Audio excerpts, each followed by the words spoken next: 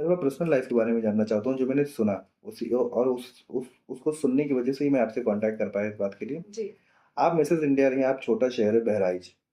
यहाँ मेंटालिटी भी बहुत ज़्यादा एडवांस नहीं है, हम छोटी-छोटी चीज़ों को बहुत ध्यान देते हैं, ख़ास करके फीमेल अगर है तो। जी। तो मिसेज़ इंडिया आप बनी, उसके बारे में थोड़ा-सा बताइए क्योंकि इंस्पिरेशन है एक तरीके से। जी।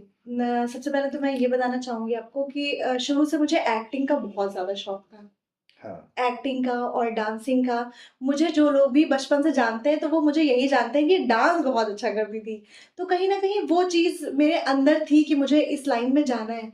बट जो हमारी सोसाइटी है, जो एक फैमिली प्रेशर था, तो उसकी वज़ह से मैं बहुत ज़्यादा आगे नहीं जा पाई। हुँ, बल्कि मेरा जो भाई है एंड जो मेरे फादर हैं, वो बहुत ज़्यादा सपोर्टिव है। मेरा भाई तो मुझे लेके भी गया 1-2 ऑडिशन में। हुँ, बहराइच में हुए तो ज़्यादा ऑडिशन होते नहीं थे, लेकिन उस टाइम पे मुझे पता चला था ऑडिशन हो रहे थे, तो उसने मुझे बहुत मोटिवेट किया, नहीं अब भी तुम्हें जाना है।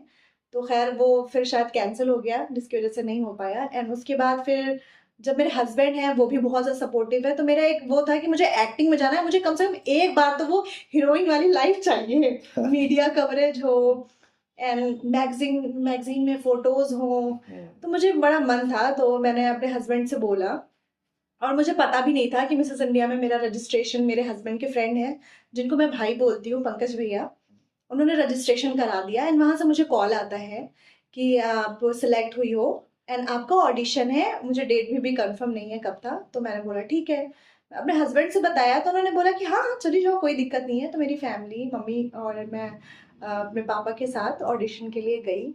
एंड मुझे ये था कि ऑडिशन ही है, कहाँ सिलेक्ट हो पाएँगे, मतलब माइंड में था नहीं, बस मस्ती-मस्ती में गए थे। हाँ, कि हाँ, देख लेते हैं एक हाँ, बार। देख लेते हैं, कर लेते हैं, क्या होगा, नहीं होगा तो 1500 ही रुपए तो जाएँगे और होना ही क्या है। हाँ, तो उसके बाद मैं वहाँ गई एंड मैंने वहाँ पर जो भी ऑडिशन थे, क्वेश्चन आंसर राउंड था, वो बीट किया। तो मुझे फाइनली ये पता चला रिजल्ट में कि पूरे यूपी से सिर्फ 3 लेडीज़ सिलेक्ट हुई हैं और उनमें से मैं भी एक थी। तो ये मेरे लिए बहुत प्राउड वाला मोमेंट था, क्योंकि डायरेक्टली ऑडिशन से आप डायरेक्टली ग्रैंड फिनाले में पहुँच जाते हो।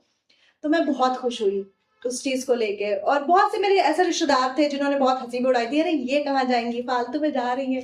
पैसा वेस्ट करना। पैसा वेस्ट हाँ, करने इनका मतलब बहुत से। लेकिन जब मैंने उनसे बताया तो सबके मुँह उतर गए थे। अब फिर रिश्तेदारों में थोड़ा ये होता भी है। हाँ, लेकिन मतलब मेरे हस्बैंड बहुत खुश थे, मेरे फादर और जो मेरी फैमिली थी, सब बहुत खुश थे कि हाँ, ठीक है। फिर वहाँ से मेरी जर्नी स्टार्ट होती है। हमें ऑनलाइन ट्रेनिंग दी जाती है थोड़ी बहुत जो भी, उसके बाद 5 दिन का हमारा पूरा एक 5 स्टार होटल था। ये किस सिटी में हुआ था? दिल्ली में हुआ हाँ, था, दिल्ली। किंगडम ऑफ ड्रीम में, जिसके ब्रांड एम्बेसडर थे शाहरुख खान। ओके, हाँ। जी। तो वहाँ पर वो 5 स्टार होटल का जो वो 5 दिन का एक्सपीरियंस था, हुँ, तो वो मैं अपनी लाइफ में कभी भी नहीं भूल पाऊँगी। मतलब फुल मीडिया कवरेज और पूरे मेकअप आर्टिस्ट लगे, बहुत बड़े-बड़े जो दिल्ली के मेकअप आर्टिस्ट हैं, मीनाक्षी दत्त हुँ, एंड बहुत सारे ब्रांड्स, लैक्मे ब्रांड, इन सब की पूरी टीम होती थी हमारे पीछे। हुँ। कि एक मैं होती थी, मेरे पीछे 15 लोग होते थे, कोई कुछ कर रहा है, कोई कुछ कर रहा है। तो मैंने पूरा सेलिब्रिटी वाली फीलिंग ली थी उस टाइम पे कि अगर मैं खड़ी भी हो रही हूँ, तुरंत मीडिया आ जा रही है, फ़ोटो क्लिक कर रही है, तो वो एक्सपीरियंस मेरा बहुत अच्छा था। तो फिर वहीं से मुझे सबटाइटल विनर मैं बनी, Mrs India, diadem Mrs India shining star.